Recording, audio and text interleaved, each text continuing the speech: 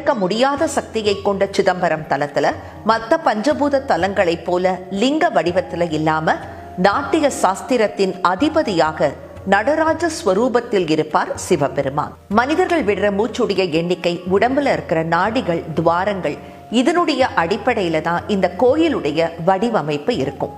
நம்முடைய உடலும் ஒரு கோயில்தான் என்பதை உணர்த்தும் தத்துவம் இது. தேவார பாடல் பெற்ற முதல் சிவஸ்தலம் சிதம்பரம். சேக்கிழார் இங்கதான் பெரிய புராணத்தை இயற்றினார். மூவர் பாடிய பதிகங்கள் மீட்டெடுக்கப்பட்ட இடமும் சிதம்பரம் தான். யோகத்துக்கு பேர் போன பதஞ்சலி முனிவரால இந்த கோவில் வடிவமைக்கப்பட்டிருக்கு.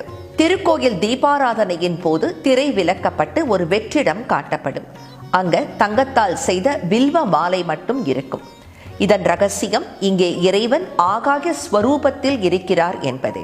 இதுவே சிதம்பர ரகசியமாக அறியப்படுகிறது. இங்க இருக்கிற சக்தி நிலையை அப்படியே மெயின்டைன் பண்றதுக்காக பதஞ்சலி முனிவராலேயே கற்பிக்கப்பட்டு பரம்பரையாக இந்த கோயிலை பராமரிக்கிறவங்க தான் தில்லை வாழ் அந்தணர்களான சிதம்பரம் தீட்சிதர்கள். பஞ்சபூத கூறுகளிலேயே மிக நுட்பமான கூறு ஆகாயம். முழுமையான அமைதியில் இருக்கும் அசைவற்ற நிலைதான் சிதம்பரம்.